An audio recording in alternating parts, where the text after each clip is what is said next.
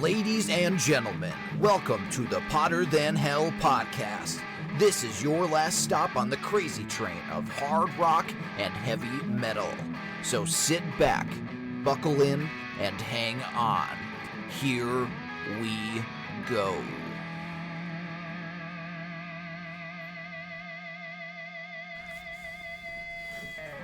Hello, all you Hellions out there. Welcome to the Potter Than Hell podcast. My name is Steve. I am your host, and I am joined as always by BC and BB. And behind the keyboard is Dylan. We got a cool show for you guys today. We're in the Halloween season. We're going to talk about shock rock and shock rockers and all that kind of cool stuff, you know, scary stuff and crazy stuff and sick stuff. It's appropriate, actually, because BC's wearing his Sick Boy shirt tonight, so maybe we'll post a little picture of BC with his Sick Boy shirt on.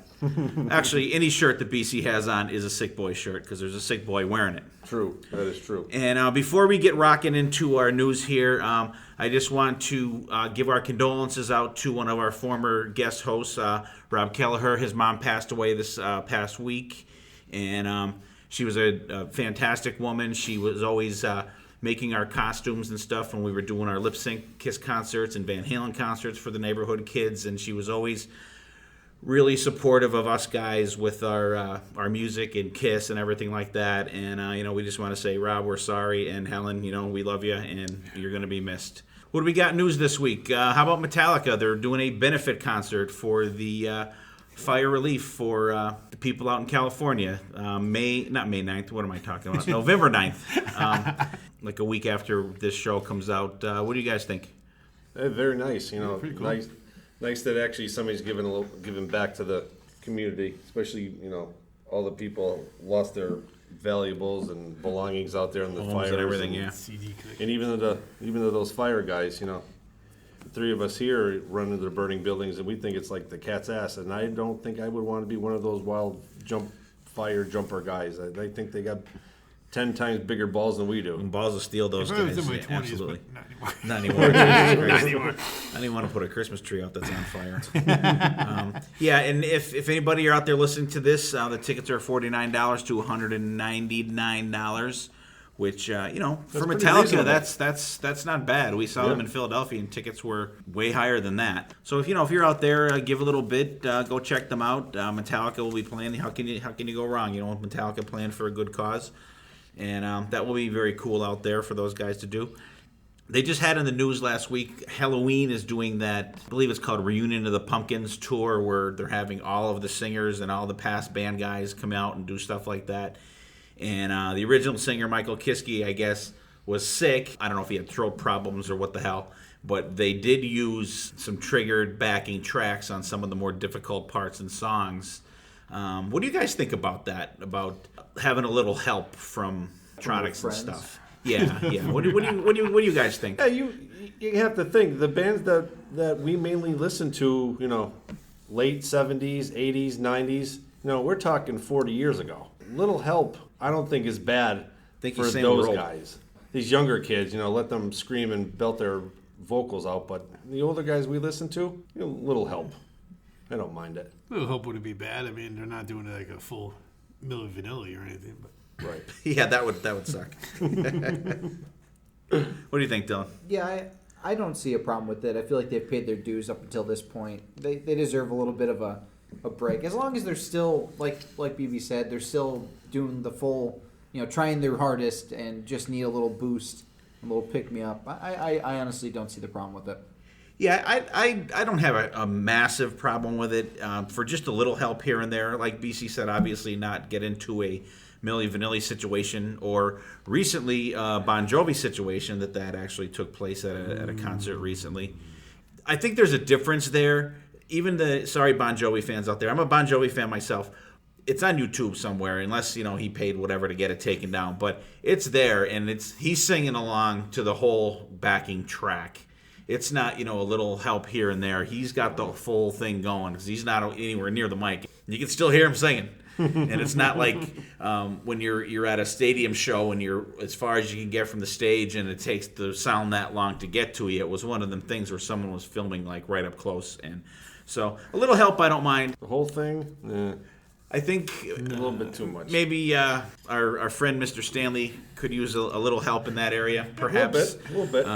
And my friend that aggravates the fuck out of me these days is trying to keep himself relevant.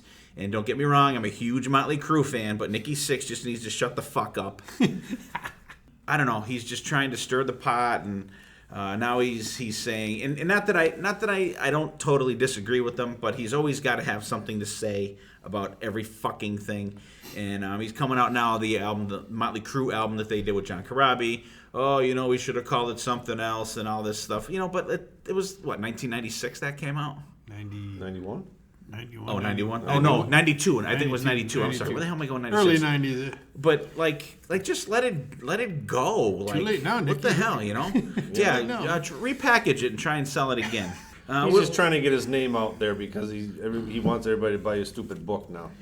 Yeah, and that's one of my main things about Nikki Sixx and the Heroin Diaries, because I don't claim to know a lot of people on drugs. I mean, Stephen Michael out there claims that we're on drugs with our AC/DC picks a couple weeks ago. But I would think that if you were someone that was like a massive heroin addict or something like that, would you really be able to remember what you did on a specific date? If you're taking heroin, you're gonna be writing shit down. I don't know. I don't see how that actually works. But I mean, I could be wrong, And actually, Nikki Sixx is not in a band now, so he's got to do something to keep his name out there. Yep. And I'm guilty of it too because I'm keeping his name out there too, bitching about him. So See, even that publicity is still publicity. Yeah, I know. All right, so that anybody got anything else? The band Striper officially announced today their new bass player. It's Perry Richardson from Firehouse fame. So it should be interesting to see how that comes out. I mean, that's cool. Yeah, they had some. He's definitely got the background vocal capability. Yeah, they just had Timothy Gaines was gone out of the band, and there was kind of not a great split there. But it was funny though because a lot of the rumors were that Michael Anthony was going to be the new bass player in Striper. And I mean, hey, vocally, that would be fucking excellent. I mean, Michael Anthony, he was and is the backing vocals in Van Halen. I don't give a shit what anybody says, and I really think that they use his backing track in Van Halen when he's not there. I don't know. I feel like his and Michael Sweet's voices would clash. They're both up in the higher range, and you need somebody to ground it. And if you have two guys that are but their background vocals are high though. Yeah, but they're not as high as Michael Anthony's. No, but he can harmonize though. But I didn't believe that rumor at all to begin with. But because he's not a visual fit. Have to have his Jack Daniel's bass painted yellow and black. Yeah. If he looked like a communion cup. Yeah. Black bass. All right. All right, so we were just talking about the Heavenly Band, so let's talk about some hellish people here. Let's start out with our shock rocker discussion with the little Alice Cooper. Still out there going strong, kicking ass. He is, I said this on another show, he definitely has surrounded himself with massively talented players. He's got Nita Strauss, Ryan Roxy, Chuck Garrick, Tommy Hendrickson. I was the one I was trying to think of, and Glenn Sobel on drums. Just a fantastic, kick-ass band. We've all seen Alice here, right? Yes. Okay. Yeah, because I think I've seen him 7 times. Dylan's seen him 7 times, and I think I've lost count. But what's your guys' overall Alice? What do you got, BB? I've only seen him once. Steve knows this, that I was never really much of an Alice guy growing up because it seemed like he was a little bit older school than I was when I started listening to this kind of music. But he's growing on me. But when I saw his show down at the Kirby Center, it was amazing. It's almost like a theatric, horror picture right in front of you. Horror music to music. Really set the music. It was really, really neat to see. Again, like BB touched on, seen him many times throughout the years, and like BB said, I didn't get into him until later on. I mean, when I first started getting his music, it was Kiss and all this, and then like you always heard the name Alice Cooper, but I never jumped into probably like mid '80s, I want to say. But always puts on a great show. Like Yeah, he always, sword with it the always money has, on, definitely. and people definitely. are like fighting over the Darvilles. Yeah. I've still yet to get one of them. I Not one of the $1 billion babies. I have not. I've had my hands on one or two, and they were just gone. He got whacked. But by I a sword. did get a couple picks though. I got 2 Ryan Roxy picks, and I think I got one from Oriente. I think at the Maiden show. Go ahead, Dylan. Funnily enough, $1 Billion Babies is one of my least favorite Alice song. I honestly love Alice Cooper. He's an artist that I keep coming back to. Like whenever I could just put it on any record from any decade, and he has so many different musical stylings throughout the years that you're gonna hit something completely different. He kind of delves into metal at times, and that's cool. And he's got the classic rock feel at times. And every time I've seen him, the multiple times I've seen him, and he puts on a completely different show each and every time, and it's always entertaining. It always brings a smile to your face seeing his head get chopped off by the guillotine. And Electric chair. Yeah, I mean a bunch of things. The electric chair. Lethal Injection with a giant ass needle. Yeah, Big ass needle. this makes the one in Pulp Fiction look like a little baby needle. Yeah. Yeah, and even back in the day, he was doing all that kind of stuff. Back when, I mean, Kiss was considered shock rockers back then, but like Alice was truly the guy doing that shit. And I remember, BC, you may remember this. You may not. There was always a rumor going around when we were talking about bands like in grade school. I specifically remember this, that someone said, "Oh, my brother or someone went to see Alice Cooper, and you know what they did? They passed around this big cup, and everybody spit in it, and then they handed it up on stage, and he drank it." Did you ever hear that? I did not. Anybody ever hear that? No. But I don't believe it. I don't believe it either. But if anybody out there listening, if you have heard that rumor too, let us know, because I remember that like it was yesterday, and like I mean you can't I forget kind of want to that. throw up right now just thinking about that. but like it was something it always stuck in my mind, and believe me, and I'm like fucked up and can like make up some crazy shit, but that was something that was actually told to me. I can't see Alice doing that. No, I know it's total bullshit. People and the kids on the playground are talking shit all the time. Probably still to this day. Well, they're probably not Probably allowed to BC talk. started that rumor. Probably. Well, they'd have to put it in a beer bottle for BC, then he'd drink it. Yeah. But I mean, he's had cool stuff. He's had the Snake. He hasn't had the Snake in probably 20 years, and the Electric Chair he had the one year, and actually the one year was a Theater of Death tour. He did them all, right? Yeah. They whole hung thing. him, chopped off his head, they killed him by lethal injection, and Got stabbed, I think. did he? Was that feel the like one we There saw was at the another Kirby? one. Yeah. He did them all then. Yeah, I mean they did everything. It was cool. And my personal favorite song that Alice does is I love the Ballad of Dwight Fry. When that's the song where they put him in the straitjacket and he sings, the song, and it's just a fucking great song. And that's usually the song that they take him and he breaks out of it and he strangles the nurse that is actually, I believe, his daughter in Calico Calico, Cooper. right? And but I mean, just a great. Shock rocker. I think he is probably the grandfather of this genre that we're doing tonight. The and Godfather. that was why. Huh? I think he was nicknamed the Godfather, actually. Really? I read somewhere. Oh, yeah? Okay. So he would be the godfather of what we're doing here tonight. So that's why I wanted to bring him up first. And not that I'm going in any kind of order after this, but I just wanted to make sure we did Alice first, because he's, I think everyone after that had a little bit of copying off of shit that Alice Paid did. homage. No, well, I mean, Ozzy had biting off the bat. Well, back in the day, Alice Cooper was. The chicken. Chicken. He threw the chicken. Oh, he out threw the a crowd. live chicken out in the crowd. He threw Yeah, a live that chicken was on the like crowd. really early. The crowd ripped it The apart. crowd ripped Yeah. it apart. So Yeah. see, Ozzy was. Yeah, because they threw it from the crowd. No, or did he throw it up? Or did he? I think put it someone threw it on the stage, and then he threw it back out. Well, there's a bunch of different rumors about who threw the chicken Right. to Alice. Right. A lot of people But- think it was his manager, Shep Gordon. But he did throw it out in threw the it out crowd, into and they the tore crowd it because he apart. thought that the chicken flew. Yeah. And most of the people in he did. And it And most of the didn't people fly. in the wheelchairs were the ones that ripped them up. Oh my Like, god. and he's had such a life, but his drinking crew, the Hollywood Vampires. Yeah. Like that's just crazy. That is, yeah, and actually that is another cool album if you guys out there want to check that out, Hollywood Vampires. And actually they're going to be recording a new one soon. Oh, that's awesome. Yeah, and Dylan and I saw the Hollywood Vampires 2 years ago. Yeah, and it was really weird seeing Alice Cooper sing "Sweet Emotion" by Aerosmith. Yeah, but you know what? It worked. It worked. They did a version of "A Whole Lot of Love" that was the best version I've ever seen or fucking heard anywhere. And you hear that song everywhere. Yeah, and it was absolutely amazing. It was done at a different tempo than the song usually is, and it was just a great concert all around. And that was a concert, you know. I think it was a Father's Day gift for me from my wife and kids, and Dylan and I went. And, you know, I was like, okay, this is going to be kind of cool, you know.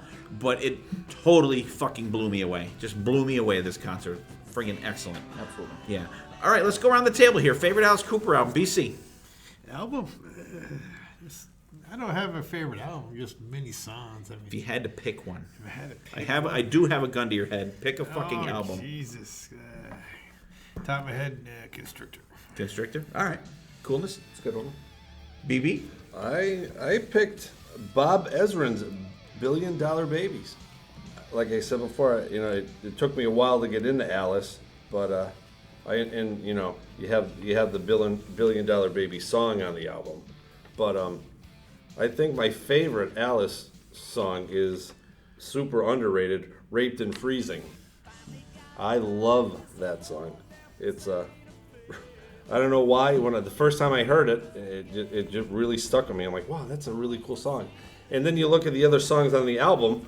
You have like "No More Mr. Nice Guy," and then you have "Elected," and that one kind of got hidden in the shuffle. But I picked $1 Billion Babies. All right. Dylan, what do you got? It's really tough for me because I love all these albums. Like "Welcome to My Nightmare" is really awesome, but I feel like he was on such a hot streak from 1986 to 1991. This 5-year gap where he did "Constrictor," "Raise Your Fist and Yell," "Trash," and "Hey Stupid."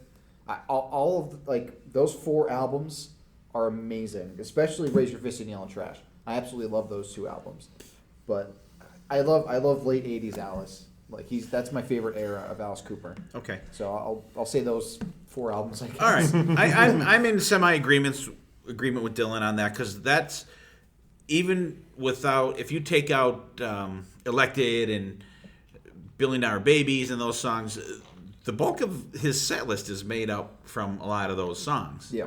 And like "Hey Stupid" is like friggin' great. But I'm gonna have to pick between "Brutal Planet," which is great, has the song "Brutal Planet," "Wicked Young Man," "Blow Me a Kiss," "Pick Up the Bones," and one of my all-time favorite Alice songs is called "Gimme," and it is a fantastic song. It was one of the songs that he highlighted in when he did the Brutal Planet tour, and "Constrictor."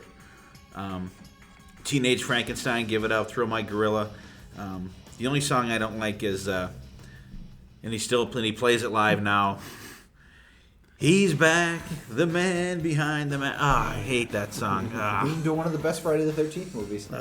Well, that could very well be, but that song is just fucking nauseating. There's actually a heavier version of it that's really good. It's on one of the. I think it's on the Prince of Darkness box set. Maybe we'll have to find that and post it. Yeah, it's pretty good. All right, anybody else? Alice Cooper, going once. I love Alice to death. Great show. Alice is great, and he's going to be playing near us in March, and we're hoping to go. We probably will be going, which I don't see why we wouldn't be going. All right. Oh, Go ahead. You mentioned he actually just released, because this is coming out around Halloween. He just released his 10 favorite Halloween songs to die for. Let's he hear did a little interview with Yahoo Music. Number 1 was his song "Wind Up Toy." I don't even know that one. Yeah. I don't know that one either. Number 2 is "Mr. Crowley," always a classic pick. Number 3, "The End" by The Doors. That's a really cool song. That's a creepy. That was song. great in Apocalypse Now. Yeah, it was really well used in that. "Feed My Frankenstein," number 4. Classic. And that's another high point in Alice's show. I meant to mention that. He gets electrocuted, and then the big, huge Frankenstein guy comes out. Yep. Kind of like Frankenstein Eddie from Iron Maiden, comes out really cool and does the I'm not gonna try to imitate it because it's Yeah, gonna he's sound like stupid. sings like Yeah. the last verse, Yeah. and it's like deeply. Like, Yeah. Yeah, it's really very good. cool. Number 5, "Careful with That Axe, Eugene" by Pink Floyd. "Midnight Rambler" by the Rolling Stones at number 6. That's a song about the Boston Strangler, I guess. Arthur Brown's version of "I Put a Spell on You." And he says, just because Arthur Brown is as creepy as can be. Number 8, an awesome Alice song, "Dangerous Tonight." I think that's a very underrated song. I like it a lot. I don't think I know that one either. You don't know that one? That one, I think it's on one of the four albums. Yeah, it's that one. Yeah. And it's actually really good. Number 9, a song that's near and dear to my heart, "Werewolves of London" by by who? Warren Zevon. Yep. Yeah. And then number 10 is the Misfits version of "Monster Mash." And he says, "I'm going to throw this in only because you can't have Halloween without Bobby Boris Pickett." Okay. So that's his 10 That's Halloween cool. songs. To Couple under the radar kind of things there. Absolutely. So Alice, keep up the good work, man. You're kicking some ass out there still. All right, next we're gonna do a little Rob Zombie.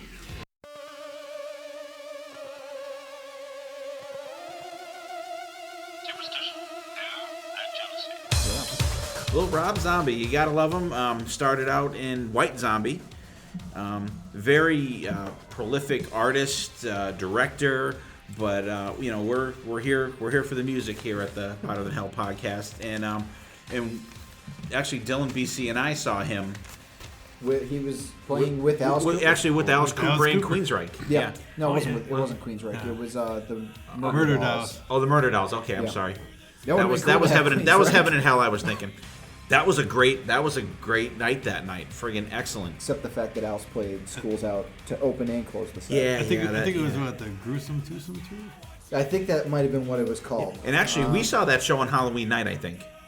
It was. Did we? I think we did. I want to say yes. I may be wrong, but It was, I don't. It was this time of year. I don't think I am. BB, have you ever seen Rob Zombie live? Yeah, I saw him once at Montage, probably about 10 years ago. Oh, it was called Halloween Hootenanny. It was the Halloween Hootenanny. Oh, there you go. Hootenanny. I've never had a hootenanny before. What'd you think about a show, BB? Definitely different. Johnny Five, I love his guitar player. Great tight band he has behind him with music wise.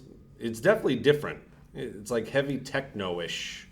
It's definitely a different Yeah, there's sounding. a little maybe electronica Something feel to in some of the there. stuff, but Industrial. It's very Industrial. early 2000s industrial. yeah, oh, definitely. Like a hard industrial. Yeah.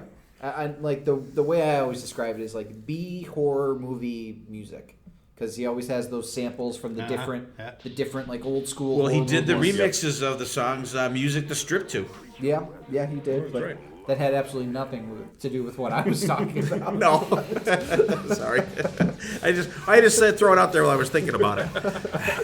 Yeah, but I love the different samples he uses in between the songs. They're almost like coming attractions in a way to amp you up for the next track. Oh yeah, and there's so much visual stuff going on in his shows. He has the screens behind him, and when he does Teenage Nosferatu Pussy, there's like so much, like it's like porn on the screen. They're showing, and it's so quick. It's almost like it's like subliminal stuff that they're throwing in there, And a lot of songs like that, like Jesus Frankenstein's like that, and what's that one, Werewolf? Oh, the Nazi women or it's something. It's Werewolf Women of the SS. Yeah. That's a great song. I Yeah, love that's that a real. song. But I mean, just stuff like that is just crazy. In his stage show, ton of pyro. He has those robots that come out. They kind of look like the things from Easter Island, maybe, with arms and legs, walking around, and like just really, really cool shit. Because then he put together a robot on stage when we saw him, and like it came to life. I think. It's been a really long time. I know we saw that show a long time ago, but I mean, just like really crazy, and even their makeup is just Yeah. The band seems to be more zombie. And John Five, I can't say enough about this guy. Talk about an underrated guitar player. And the thing about Rob Zombie's music is there's not a lot of guitar solos in his songs. Right. There's just a lot of chords, and John Five is running around. But you know what? There's few songs that he do solos in, And for anybody who doesn't know John 5, he was John Lowry, his name is actually, and he played on David Lee Roth's Little Ain't Enough album, and he was one of the early guitar players in Marilyn Manson. So before he came to Rob Zombie, he had a lot of practice with this kind of crazy shit with Marilyn Manson, who was another crazy shock rocker that we're not really going to talk about tonight, but I just wanted to tell you where John 5 came from. But like I said, just an amazing guitar player. He has a few solo CDs out, and he's one of the few guys for guitar people out there that actually plays a Fender Telecaster Yeah, that's right. live. You don't see a lot of metal guys doing that.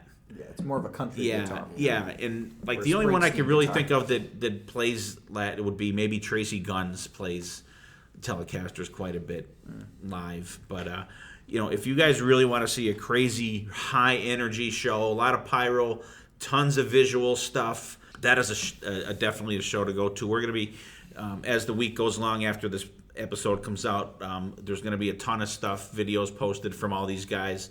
But I'm going to tell you though, if you're watching the Rob Zombie videos, the one that we will be posting, there is some brief nudity in them. I can't help the BC's cheering here. Just little parental warning there. Dylan, what do you think? Rob Zombie, what do you got? I honestly really like his aesthetic, I guess. It's like a drive-in movie when you go to see a Rob Zombie show, and when you listen to his music, really.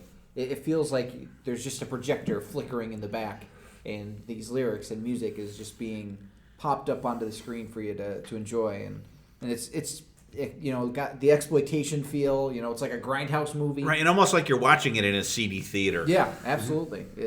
You feel like you're in Times Square back in the '80s, back when it was still not a great place to be.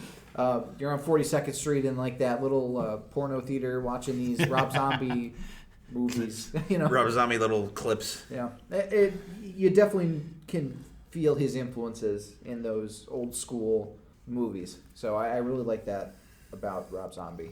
All right, cool. BC.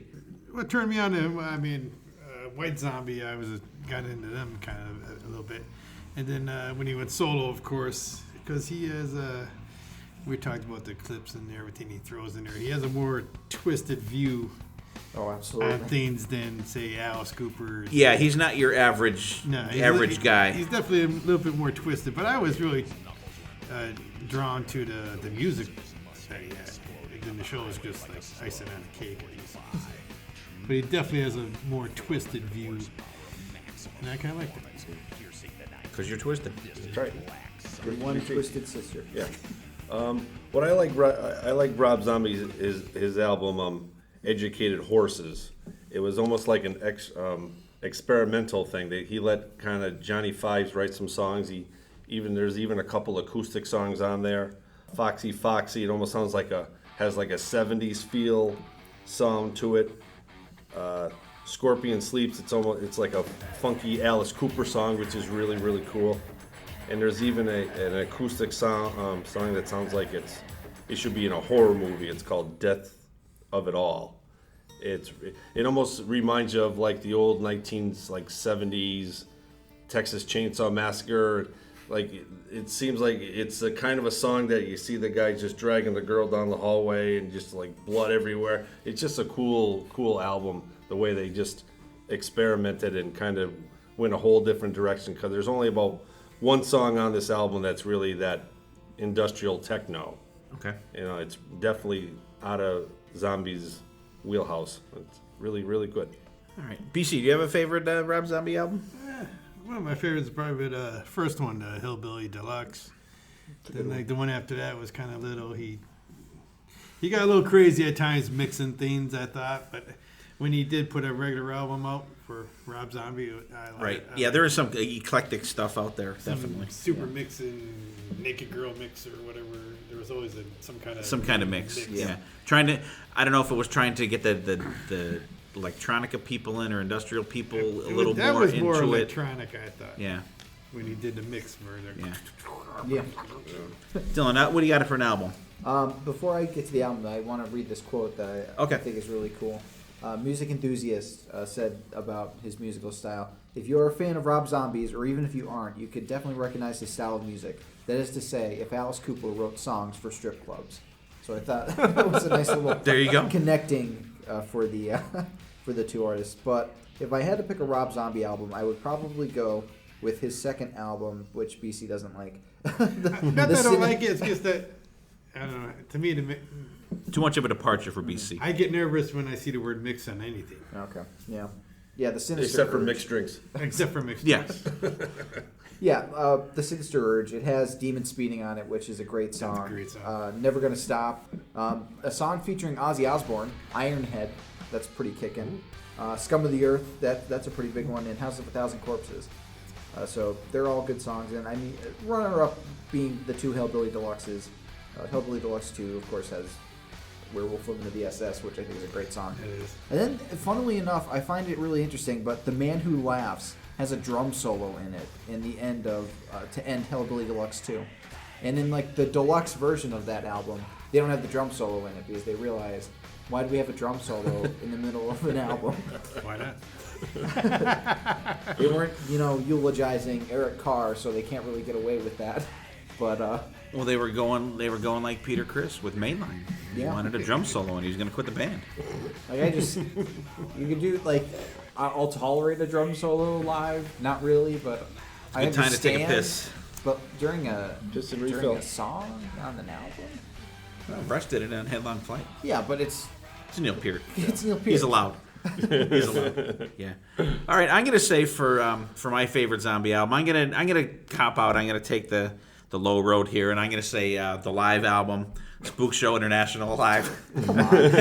I'm sorry, but it's such a good mix of the songs he has out there. I mentioned the song before, Teenage Nosferatu Pussy, which is like crazy. And another thing that gets me about him, some of these song titles are just like crazy. Yeah, that's what I was gonna say. Like Sick Bubblegum. Like, what the fuck is Sick Bubblegum?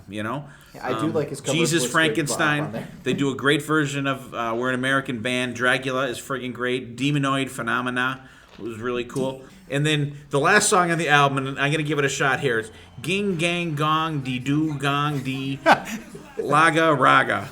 Nice.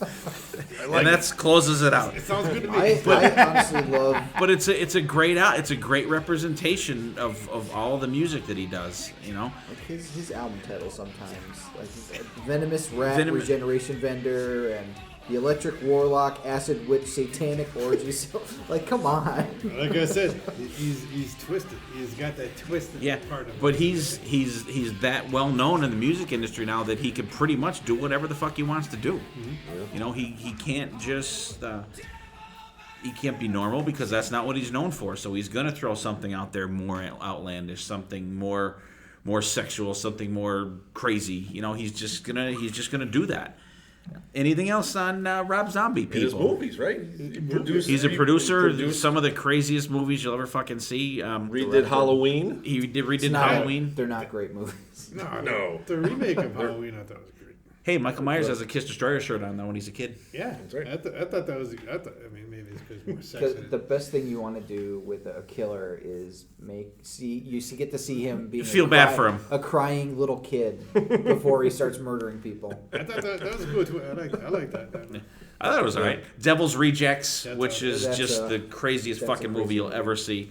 If you're weak of stomach or something, you don't really want to check that movie out. Any of his movies, but you don't. But you know what? He has a great feel for music in his movies. The end scene of Devil's Rejects. And, everyone out there has heard the song Freebird 8 million fucking times, and you're just like, ugh, That's why everyone's yelling at Freebird at a concert for whatever band is out there.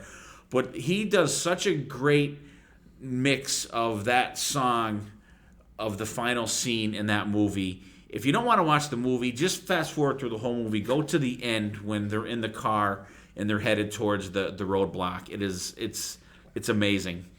So check that out. Rob Zombie, And he has a hot wife. Sherry Moon Zombie. Sherry Moon Zombie.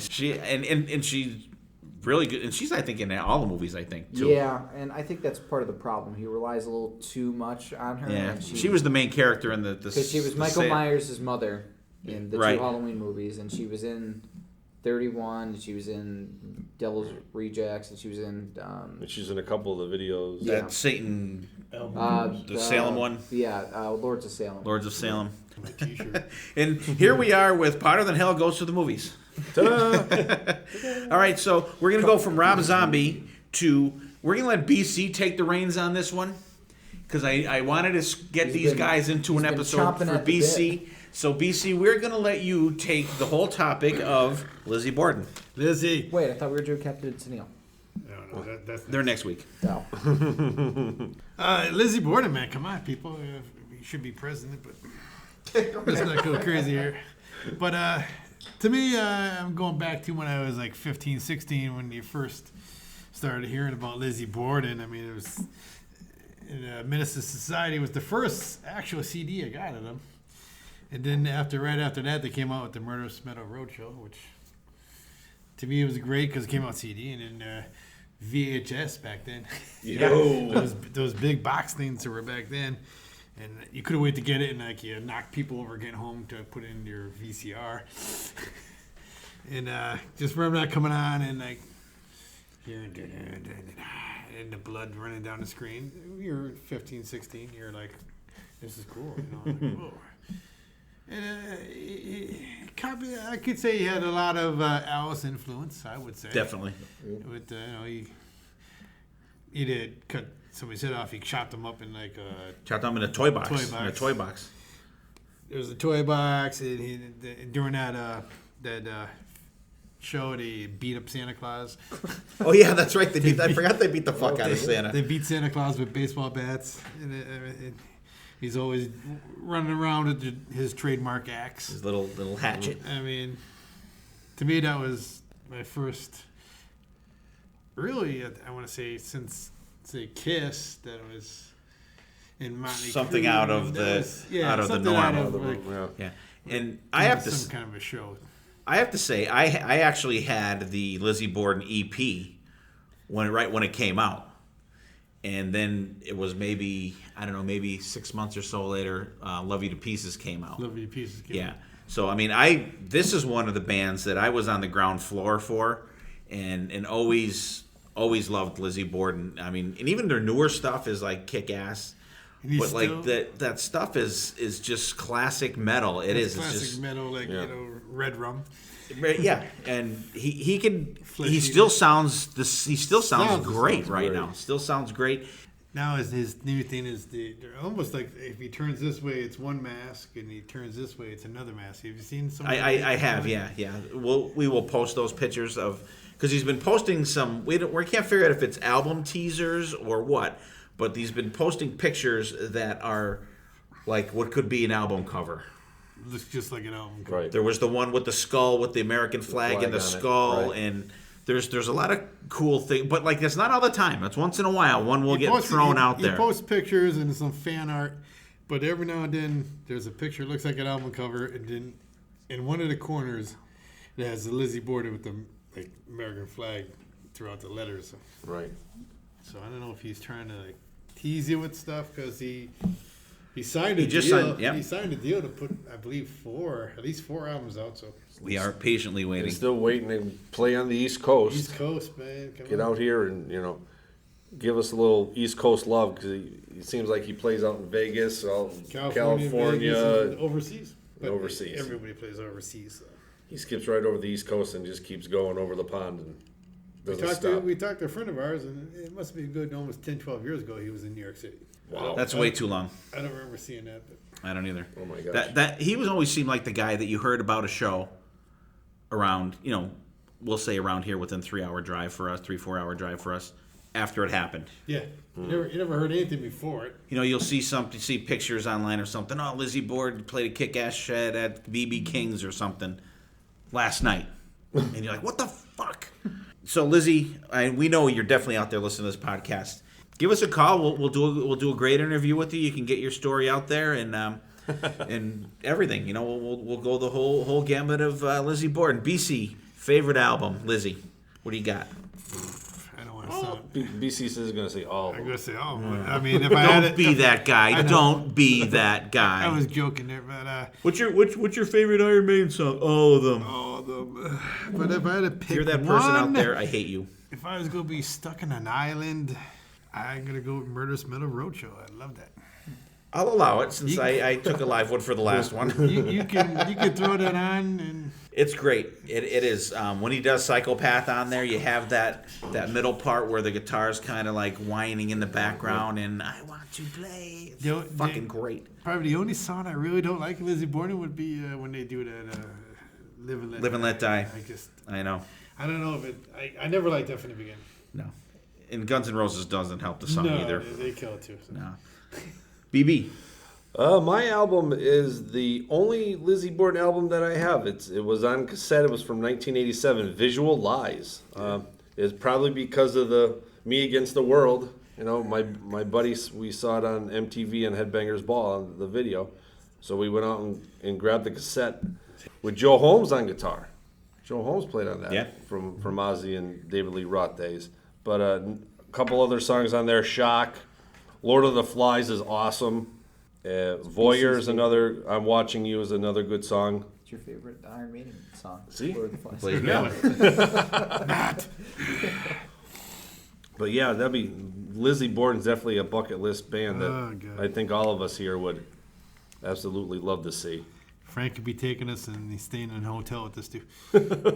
Yeah, we'll need him right home the next day. Dylan.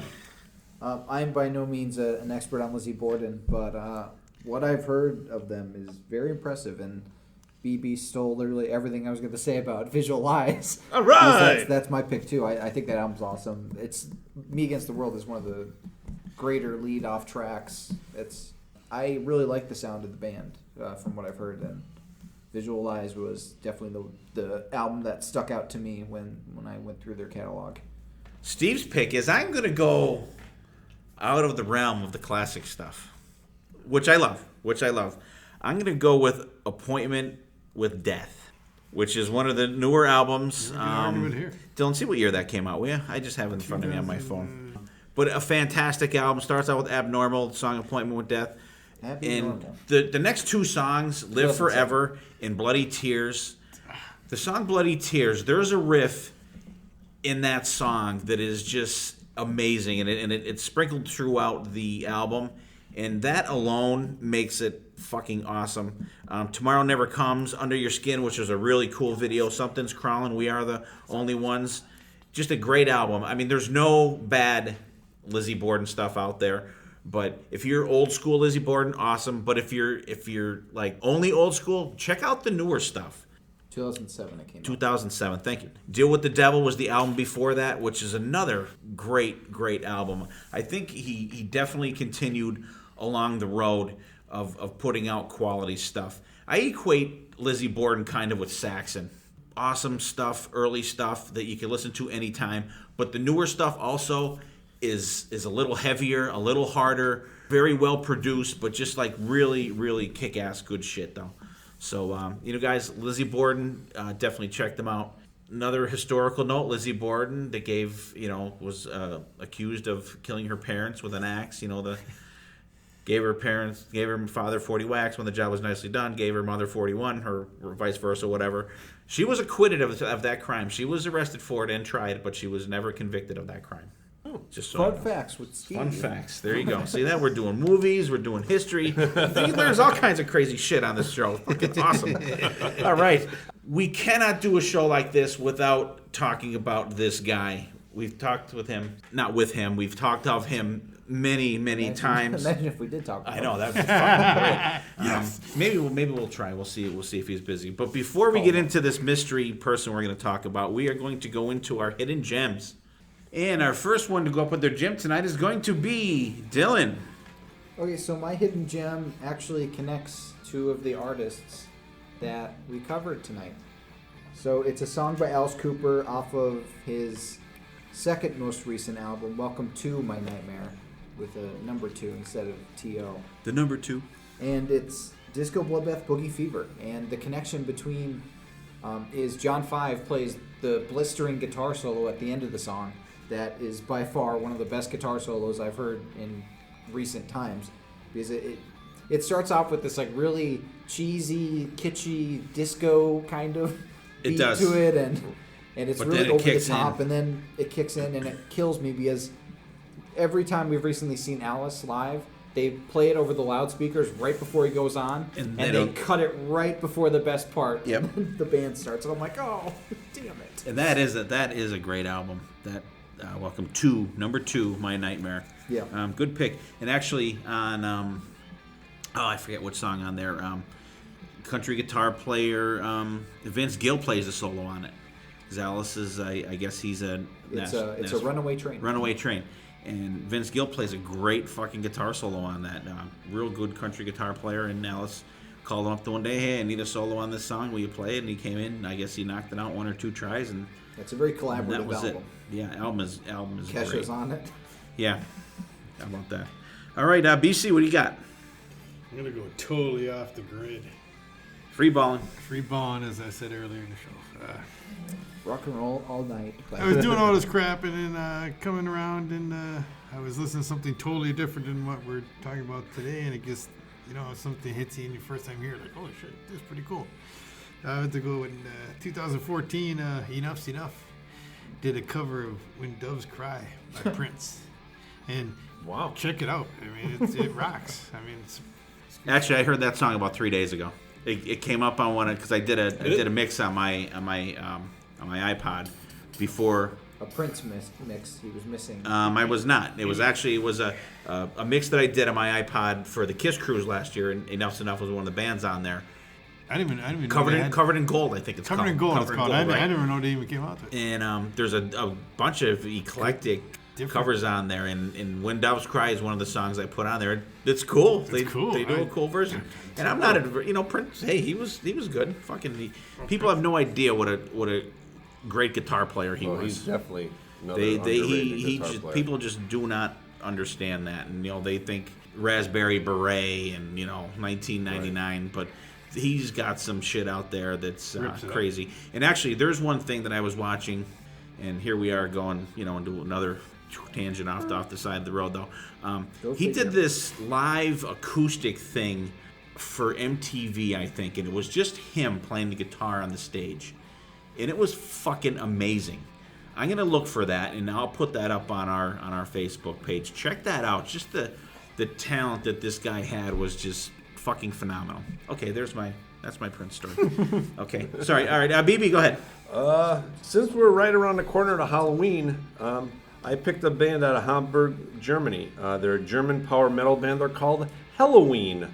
Funny enough, you have bands out there with 3-4 guys. These guys have 7 guys in their band. They came out in 1984. They have 16 albums, so they're not just a flash by So they're not really flash hidden. in the night Right. band. They're around. Their last album was 2015, so they're still making music. So I couldn't think of a better band right out of Halloween when you go Halloween. So they're my pick. Okay, cool. They have some awesome songs. I Want Out is great. Yeah. Yeah, it's, Great. Actually- Dr. Steen, friggin' excellent. is it Hammerfall that does a version of I Want Out? I think so. I think so. That's a blistering cover. Yeah, they have a lot of really cool shit out there, and very good. And they have a couple different singers through there, but my favorite from them is Michael Kiske, the guy we talked about earlier in the episode. Fantastic fucking singer. He was one of the guys, I guess, that is rumored to have been in the front running to join Iron Maiden after Paul Di'Anno was out. I don't know how true that is, because as we're recording this tonight, we're recording this on the 30th of October, and tomorrow, the 31st, which is Halloween, Bruce Dickinson's book comes out, so maybe he'll shed a little more light on how he came into Iron Maiden, and maybe he'll throw some of the other front runners out there than is already out there. Bruce Dickinson! We're gonna have to have Dugo That's for Dugo. Do a voiceover. do a voiceover, and every time we mention Bruce Dickinson, Dylan plugs that in. Crazy. My pick this week is going to be one of those bands that came out in the early 90s that just missed the curve, like a lot of these fantastic bands out there. A band called Hit and Run. The guy Mark Satorka that does our awesome music for our show was his band, and I was just in the studio with them a couple weeks ago, recording with Johnny D from Doro's band and Brittany Fox. And the album is self-titled. Fucking phenomenal album. You can get it on Lions Pride Music. You can get it digitally, and you can get the physical copy. And I will try to post a couple songs by those guys. Check those guys out. If you like 80s hard melodic rock, it is fantastic. It is just it's another one of those bands like we've been championing Denman on this show. Hit and Run is another one, and they're getting back in the studio doing a couple songs. I hope that it goes beyond that, because people really need to hear these guys' music. It's just a phenomenal album. So it's called Hit and Run. You can get it on Lions Pride Music. Check them out, guys. Just check them out. And that's our hidden gems for the week. We got Disco Bloodbath Boogie Fever from Dylan. We got When Doves Cry by Enough Enough from BC. We got Halloween from BB. And we have Hit and Run from yours truly. And now we're going to zip back into our discussion here. And I alluded to this guy before. We talked about him on a couple other shows, not in depth at all. We're going to get into him a little more hearty in this part here. And of course, it's Paul Anka. Paul Anka. Dylan's always ruining it for everybody. It's the King Diamond. And we saw him, I think BC, you and I saw him twice, and BB, you saw him once, right? Yep. And Dylan, you saw him I saw him once. once. Okay. Back to back years. Fucking great live guy. Absolutely. And if any of you people out there that listen to this kind of music and you think that there's some sick titles and crazy thoughts out there from Alice Cooper or Rob Zombie or any of these guys, they don't even come even close to the topics and the like some of the things. Like if you go and check out what some of these King Diamond albums are, it's just fucking crazy. There's this like some bands try to do concept albums, Kiss the Elder, that suck, and that the stories are very jumbled and convoluted, and you're really kind of wondering what the fuck is going on. But listen to King Diamond Abigail, or Them, or The Graveyard, or even Puppet Master. I mean, there's some sick shit going on in some of these fucking albums. There really is. Like, very atmospheric, ghosts in a lot of them, spirits, and in the on the album Them, the ghosts chop up this girl into little pieces and throw her into the fucking fireplace, and just like crazy shit. And at the end of Abigail, the dead child or something is eating the corpse of itself or something like that. It's just so fucked up, but like crazy shit. Great stage show. And in Abigail, the original mother of the baby Abigail, I guess, falls down the steps and the kid's stillborn. And I guess in his old shows, he used to actually push the actress down the stairs on the fucking stage. And when we saw him from like Them, we saw him. He pushed Grandma out on the stage in the wheelchair. Yep. And they brought the coffin out on stage, and they friggin' burned the coffin. I mean, just like crazy stuff. But some people are kind of turned off, I think, by his high-pitched vocals. But it's not a crazy amount of them, I don't think. No. You know? And it works for the characters. I think, It does. in It the definitely albums. does. What do you guys think? I mean, hey, any guy that has a femur and a tibia holding his microphone, the guy's gonna be doing some crazy shit. He used to have Skull Melissa on stage, but somebody stole it on one of the tours, so doesn't have a real skull anymore. It's in my closet, all right? Yeah, BC decided to Along with himself. go to the Netherlands and steal the skull, I guess. But like he puts on a great performance, and it's a performance. It's absolutely like a whole stage show. And like when we saw them, he did the first half, kind of a greatest hits of all those different albums, and then he did Abigail in its entirety. And Yeah. it was a theatrical. And it was cool. There was a lot of moshing at that concert too. There was was. a couple pits. It was like, and there's some parts that are conducive to that. Aggressive, sure. But it was actually done at appropriate times during the show. It wasn't like just everyone like a fucking free for all. Yeah, because and you could tell that they knew the songs. And Yeah. they knew when. Yeah, and there was a lot of, do it. and obviously Dylan being my son is, much younger than me, but there were a lot of fans Dylan's age and teenagers in this crowd. Girls in the crowd. Yeah. But like you don't see teenagers, there's no hits, quotation hits from King Diamond. I mean, not even you can even consider Iron Maiden to have hits, Run to the Hills, The Number of the Beast. You can kind of consider them hits, or even Metallica with their hits. His albums are like front to back. They're meant to be played front to back. Yeah, but King Diamond stuff, there's none of that. There's singles that they put out, but they just do that. That was just a promotional thing. But go to the average metal fan, and you're not going to say, what's, name a King Diamond song. Yeah. They're not going to. But here's kids, much younger than us, and a lot of guys our age and stuff. And actually, we saw Chris Jericho at that show. That's right. One of the things that struck me at the show that I saw him during Welcome Home, everybody was singing along, even like the really high, everybody was going for it, and I'm like, holy shit, everybody. Like, it was this. an impressive concert. We saw him at the Best Buy Theater in New York, and it wasn't a huge place, but it was big enough where they could have their full stage, and he had a girl, and actually she's his wife now, singing on the side of the stage, so it wasn't like a situation we're hiding it or anything like that. And she came out in certain parts, and she sang along with him. And like 9 times out of 10, she wasn't on stage; it was him singing. Yeah. What a high pitched voice he has. Yeah, I mean, it's just crazy, and just really excellent. Yeah, he really put on a really great show. You know what I always remembered about that show is it's not just only the theatrical portion of it, but the blue haze of lighting that he always had on him. Yeah, it was just so cool. Just that little bit of different color behind them. It was just it was really, really. It was really like a mansion. Different. Yeah, exactly. But and just the color of them. You guys remember their very beginning of the show?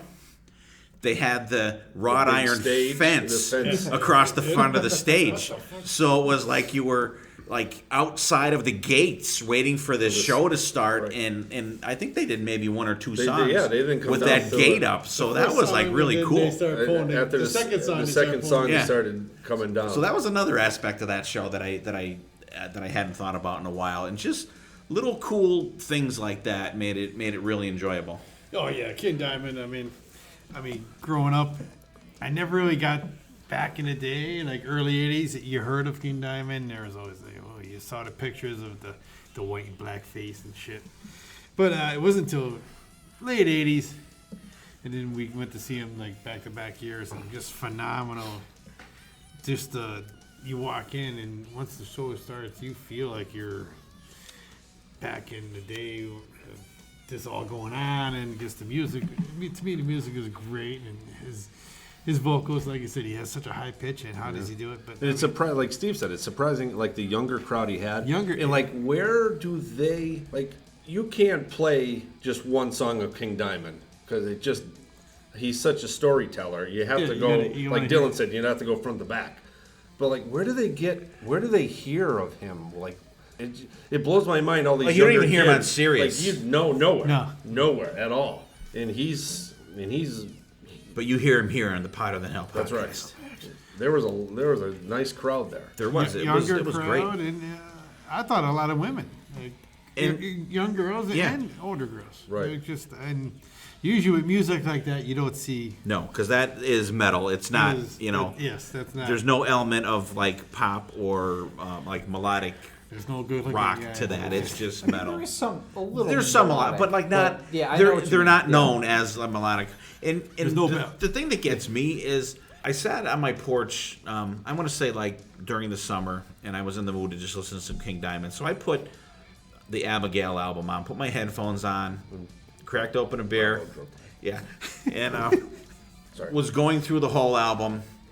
And this album came out in 1987.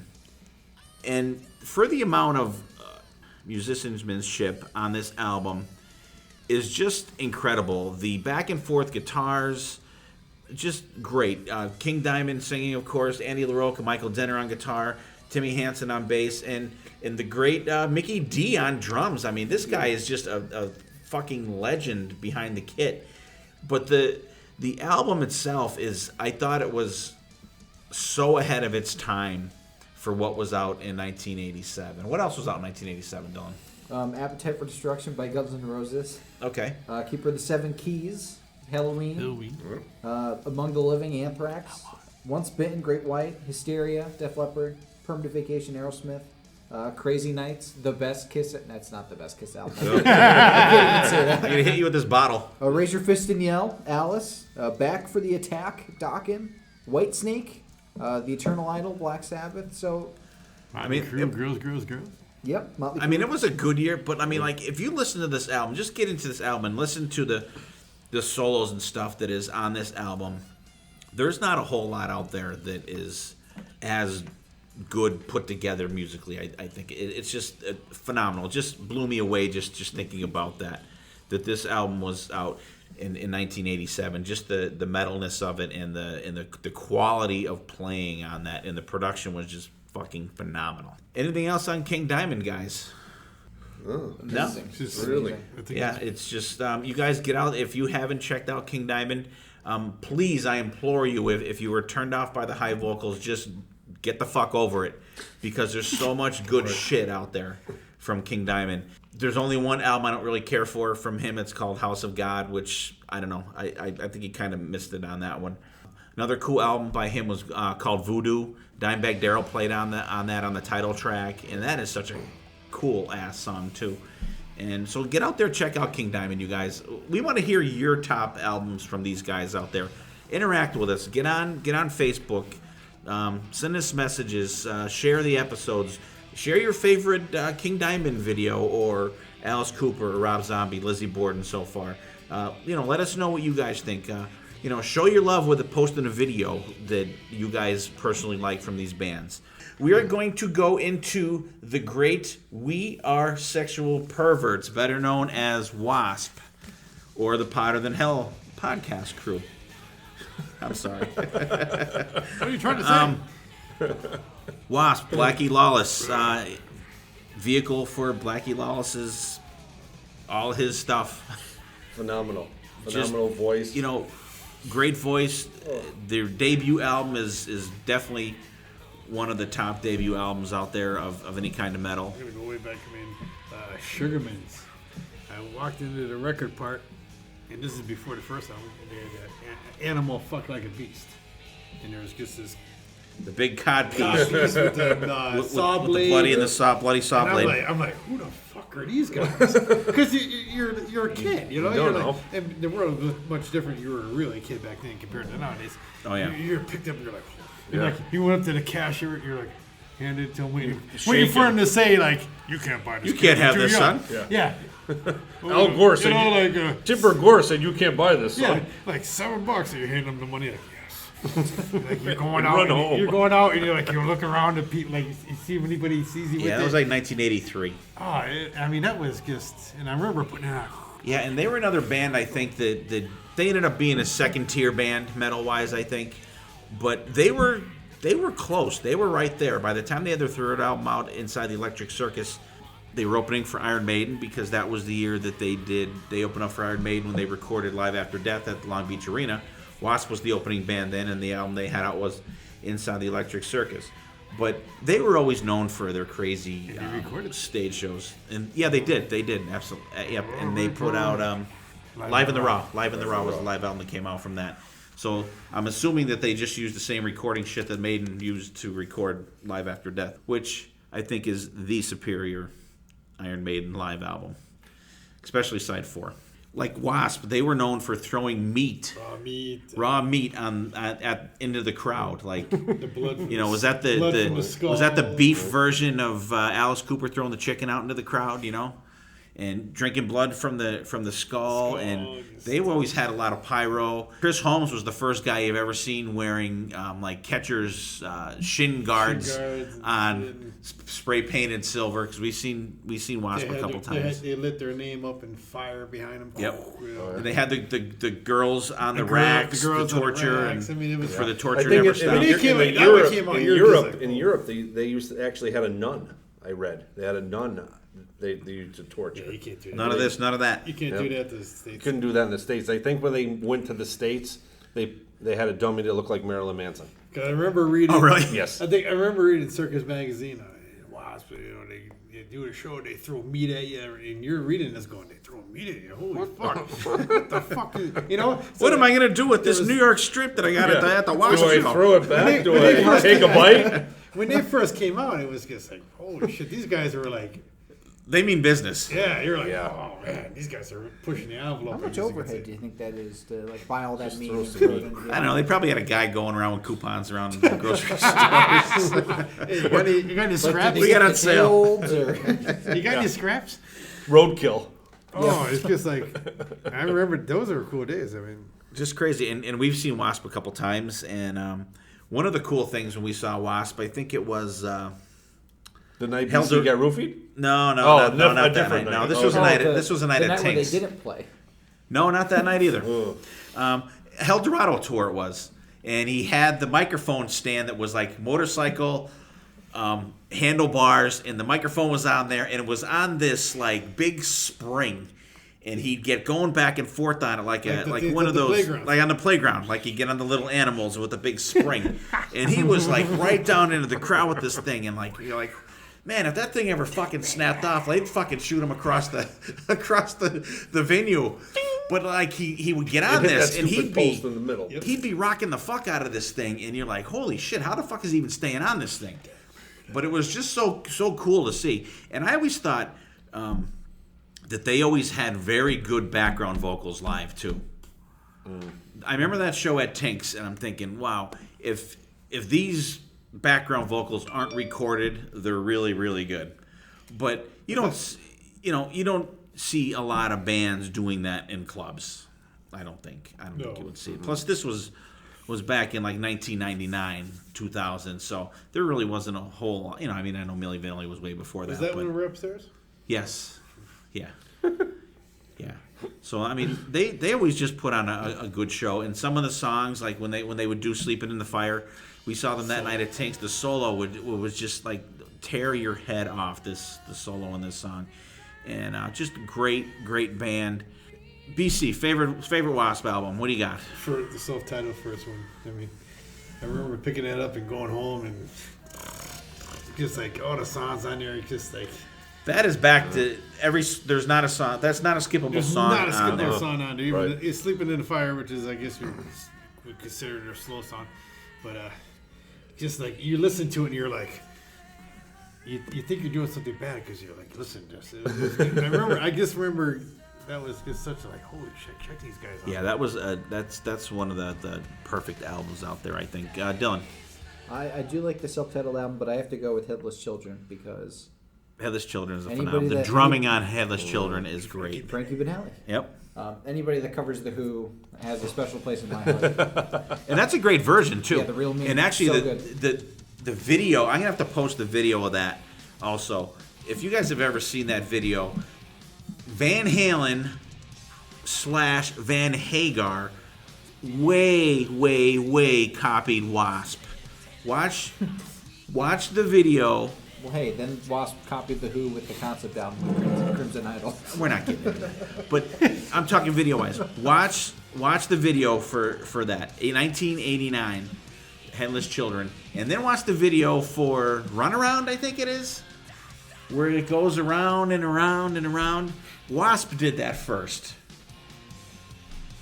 So check it out. Okay. Blackie, So you check have a it out. lawsuit. So Mr. Van Character Hagar witness. here has got Character such a witness here. fucking bad smirk on his face now. So definitely check that out though. Very great version of the song. I think actually better than the Who's version. Well, not I according to disagree, but Dylan. it's very good. But it's really good. And I have to say, their newer albums that come out like 2007, 2009, 2015, Dominator, Babylon, and Golgotha, there is some good stuff there. Like Blackie kind of was the anti-religion kind of guy back in the 80s, and Now he's, the PMRC was Tipper Gore, and the PMRC was after his ass and everything. And now he's like a reborn Christian guy, Christian and guy. like he will not do Animal Fuck Like a Beast live anymore. He won't play that song anymore. And that's a connection with Alice Cooper, who is also a born-again Christian. Yes, but like Blackie, CBC, I don't know. There's still hope. One day. He's like, and it shows if you read some of the lyrics in some of the newer songs. But I'll tell you what, the music is just Phenomenal. in your face. It's crushing. There's a song called "Miss You" on Golgotha, it takes you right back to Sleeping in the Fire. The guitar work in that song is just like tear your face off. I dare anybody to listen to that song and tell me that you're not impressed by the guitar playing in that song. Definitely. BB, Wasp album. I'm going with the 2007 Dominator. There you go. BB's going new school.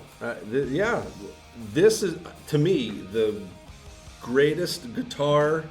Oh, I know what song you're going to say. Blackie voice, well-produced album that I think Wasp put out in their catalog. Who produced it? Mr. Blackie Lawless himself. Ah, see that? See, don't worry. I'm gonna have to start talking about producers again. I'm sorry, can I just BB. say something really quick? Go ahead. And this is going to be controversial. I'm not a big fan of Blackie's voice. No? I don't really like it that much. Like it gets kind of annoying. I don't know. There's just that like meatloaf quality to it, where I don't know. Maybe it's all that meat he threw in the crowd. It can sound kind of like it can sound kind of like meatloaf a little bit at times, and Really? I don't know. Meatloaf. Yeah, I don't know. I just get that feeling from. Dylan got into my crack again. I don't know. I don't know. All right. Wow. Steve, He's not my Steve favorite Mike goes, vocalist. he's doing the drugs again. I'm more in it for the music and I want you in for testing in the morning. like listening to like their version of When the Levee Breaks. And adding like the modulation to it, I think it doesn't sound great at all. Well, It's a good version of the song. Besides that, but that's one of the extra songs from Crimson it's an Idol. idol, yeah. I'm sorry, BB. Go ahead. Didn't mean to interrupt you. I usually I'm on board with you, Dill, but I honestly think Blackie's voice, he sounds phenomenal on this I album. love it. I think his voice is great. This is a great album. There's not a skippable song on the album. And I don't think this was ever released in the United States. It wasn't. It wasn't And I think that's until what caught recently. me. I think it now. finally is, but Okay. like for the Now it longest is, time but- it Because wasn't. I think But that's back what then, caught me when I was reading somewhere, oh, it's not going to be released. I'm like, well, Yeah, why 'cause not? it So took I had me- to go on the internet and find it. It took me forever to get a physical copy of an that. actual copy of it. Yeah, it But took man, me till oh, man. probably, I'm going to say probably I'm going to say like 2014, 2015. I didn't get a physical copy of that. Now, is that the reissue one that has Burn on it? Yes. They do that. I actually listened to that today. I think Blackie Lawless, and Dylan apparently totally disagrees. I think he's underrated as a vocalist. I think he sings with a lot of feeling. Listen to some of the songs Yeah. listen to some of the songs on Crimson Idol. Just the feeling that he puts into these songs. I mean, you could put yourself right with See, that's what I was the gonna- character in that. Like you said, you know what I was going to say. Heaven's Hung in Black. When Amazing. it just starts, I just get goosebumps. And I get goosebumps now just talking about it. And I don't know what it is. It's not a heavy song. No. It's just, But it's just the way it's like an organ comes in and just the lyrics of it. Like and the way he sings, like it's just Steve like, said, holy he fuck. puts into it. Like he's singing from his heart in that song. I'm like, holy fuck. yeah, it's- I think he's very. No, I think he's a passionate singer. I just don't like the quality of his sound. voice, All right. or like the sound of it. Yeah, All right. like I think he really sings from the heart, and I absolutely agree he that does, definitely. he puts his all into it. But I'm just not a fan of The tone coming out of his Yeah. voice box. yeah. It's like Miles Kennedy, but not as grating after a couple songs. But it's like I don't know. It's okay. It's We not like the understand. worst singer in the world. I don't think he's the We worst singer in understand. the world. I'm gonna make sure he edits his own stuff out. I'm gonna have to say, I'm gonna go with BC. I'm gonna go with the self-titled release. There's just not a bad song on there, but I'm also going to throw out there. You guys check out, because I'm not gonna say anything else about the first album because BC pretty much summed it up. Check out the live album, Double Assassins Live. Oh yeah. They put that out right after the Kill, Fuck, Die tour, and that's a Lost a lot of women. Yeah. what's that? He lost a lot of female fans in it. Yeah. And actually, You want to talk about a live show? I guess. I mean, not that we ever saw it, but reading about it, they used to kill babies or fetuses on stage. something like crazy outlandish Crazy shit. outlandish shit. But like, just listen to that album though. It is produced great, and they just, and even the version, Dylan, of Real Me on there is phenomenal. And they do They do a medley at the beginning. It's On Your Knees, I Don't Need No Doctor, Hellion and Chainsaw Charlie, Murders in the New Morgue. It's like 11 and a half minutes, and it is just total kick-ass way to start your show. I mean, just friggin' excellent. There's a couple songs on there that are from KFD that are, you know, kind of weird. You is kind of weird. Kill Your Pretty Face. But if you go to the more classic, you know, in quotation songs on there, there's a Crimson Idol medley on there. Mean Man is on there, which is great. Love Machine. You know, you get your new stuff but you get your classic stuff there. The version of Headless Children on there is great, and it's produced phenomenally. So just you guys check that out also. So we did Wasp. So we got self-titled for me and BC. We got Dominator for BB. We have Headless Children. Headless Children for Dylan, which is a fantastic pick also. So that pretty much wraps up the main guys we're going to do, because there's so many out there that we could do several shows on all these guys. But there's a couple that I want to talk about real quick here. And Rammstein, I think. Rammstein. These guys are crazy ass guys. All their music is in German, so you know, don't think you're gonna get out there and well, I can't say that. You will be chanting along with them. You know, you won't even know what the hell they're talking about. But Du hast mich. But like there's shows. There's a video they put out when they played at Madison Square Garden. I want to say 2 or 3 years ago, and it's amazing. Just the visuals of this show. This one song he does, Angel. I think it's Angel in German. He comes out with these probably 20-foot angel wings that light up on fire, and it's fucking amazing show. That's cool. And there's one song called Benzin, which is gasoline, I guess, in German, and he wheels out a gas pump on stage and he lights the thing kind of like you see on what's that movie with Patrick Swayze and Keanu Reeves? Point Break. Point Break. You forgot I Point couldn't. Break? It just was right at the tip of my mind. Like when they go to the gas station and Patrick Swayze lights up the thing. He does this on stage. Wow. And it's like, holy shit. And then some fake dude jumps up on stage and he lights him on fire. And then the dudes run around. It's just like crazy. So check out Rammstein. I think Yes, Dylan. one of the craziest things they did was they released a box set, and it had molds. Like there was 6 dildos in the box set, like that were molded. Plaster casters. Yeah, exactly. After each member, and there was a pair of handcuffs and a bottle of lube in this box set. What are you to try and entice sales. Wow. I thought that was really. I thought Rob Zombie had the sex thing going for him there. That was the first time Rob like Rob Steen just like was in my. I was like, what? They're doing what? What are they putting in the box set? And I Not the box set to get for your mom for Christmas. They're pink. Or maybe. Nice. It's just Odd. it's very odd. They must absolutely. have been really big Kiss fans, like BB said, Plaster Caster. You ever seen the movie Triple X? I saw Yeah. a lot of Firefly. Triple X movies. That's them in the Yeah. That's fucking. Yeah. I mean, they're a great metal band. And actually, it's pretty cool because their keyboard player is up in the back, and he's on a treadmill. Like the whole show. He's working out, walking baby. on this fucking treadmill. He's playing the keyboards through just about the whole show. And hey, another thing. They've kept the same lineup to the 23 years they've been in the band. Really? Yep. Really? Everybody has been Holy in the shit. band from beginning to now. That's unheard of. And they're great. They are great. You know, you won't understand their lyrics, but seriously, you guys check those guys out. And we're going to go around the table. We're going to wrap up. Final thoughts, BC, On Rammstein? on everything. Oh, fucking Rammstein's fire, and that's all I gotta say about those guys. And Wasp, my God, what can you say about Blackie? Fucking phenomenal. And of course, Except for Dylan. except for Dylan, you don't like the vocals, but Lizzie Borden. I'm not gonna say no more. King Diamond. These guys are just keeping it Keeping it scary out there. the torch for a scary rock or whatever you want to call it going. Yeah, I think besides Alice, you know, all these other guys are so under the radar. Like they never got out there. It's you would think they'd be so much bigger. Like King Diamond, the way he tells a story from the second the album opens to the end of it. But we're in the United And States. I know. I'm sorry, United States. There's Like, you another. can't- That's I'm our sure, same I'm sure these discussion. bands are better overseas. And Yeah. not better, but Do better. Do better overseas than here because Maybe the we United gotta States read. But is hey, so much that Rammstein, they sold out Madison Square Garden for that show. Yeah. a lot of German people. Yeah, maybe there is. But I mean, Maybe it was Oktoberfest.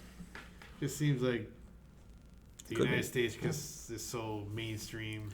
I know. And these guys, They're a in their- lot of his stuff is not mainstream. Look, Wasp, Like- he tours overseas, pretty much not in the United States, but you can't blame the guy. Right. Exactly. You cannot. Dylan. I'm a fan of every one of these bands or artists. I think that they all bring something to the table that a lot of other bands have paid homage to. I mean, Alice Cooper, "We're Not Worthy," am I right? The guy fella. We're not worthy. We're not worthy. Right. He is- We're he is not the- worthy. We're not He's the worthy. guy fella. Millie Wake.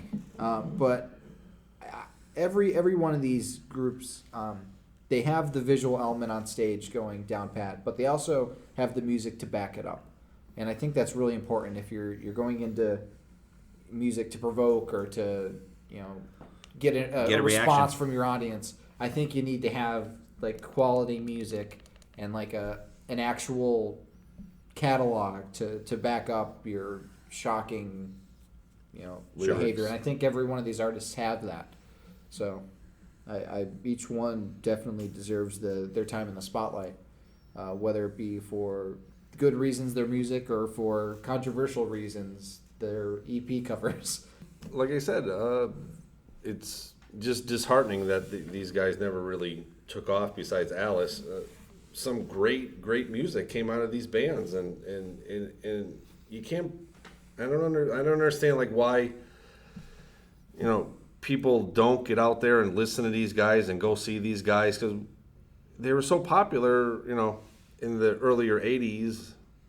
Where are all these fans that They don't want to leave their houses anymore.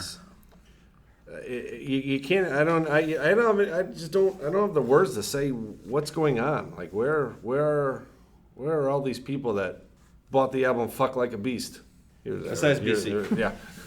Like it's just. So one I copy mean, in you don't want Pennsylvania, to BC. now, and like BC said, they have to go over to Europe to actually have a following and make money, and it sucks now that the only people that make money in the United States is country singers. What's trendy? Yeah.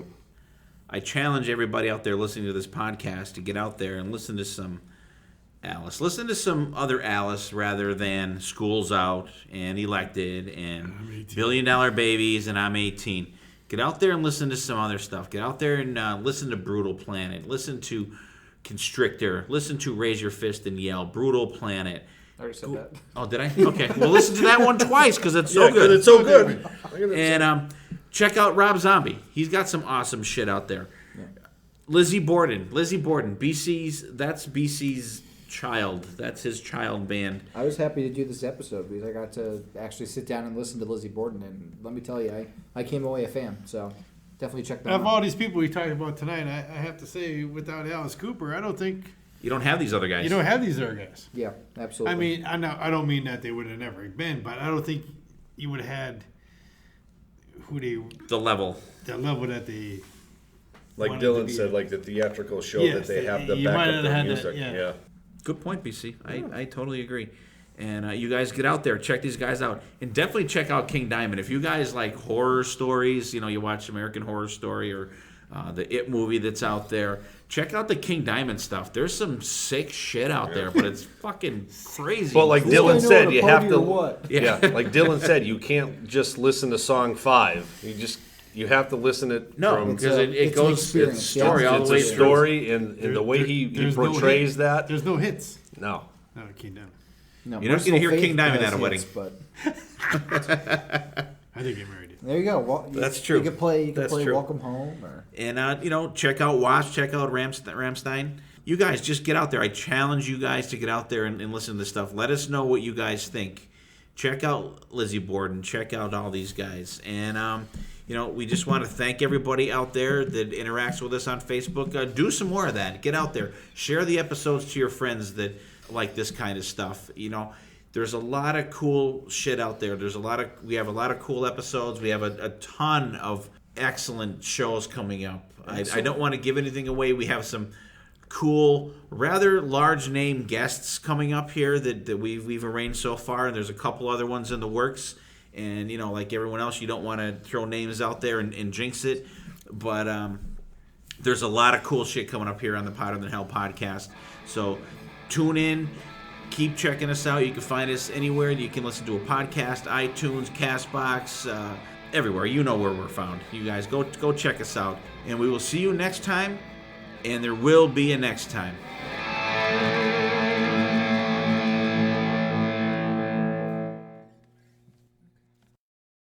So, do you come to Milwaukee often? Well, I'm a regular visitor here, but Milwaukee has certainly had its share of visitors. The French missionaries and explorers were coming here as early as the late 1600s to trade with the Native Americans. In fact, isn't Milwaukee an Indian name? Yes, Pete, it is. Actually, it's pronounced Miliwake, which is Algonquin for the good land. I was not aware of that. I think one of the most interesting aspects of Milwaukee is the fact that it's the only major American city to have ever elected 3 socialist mayors. Does this guy know how to party or what? Huh? Huh? Okay. Well, we gotta get going. No. Stick around. Hang out with us. Cool. Yeah, we'll stay and hang around with us. With Alice Cooper. We're not worthy! We're not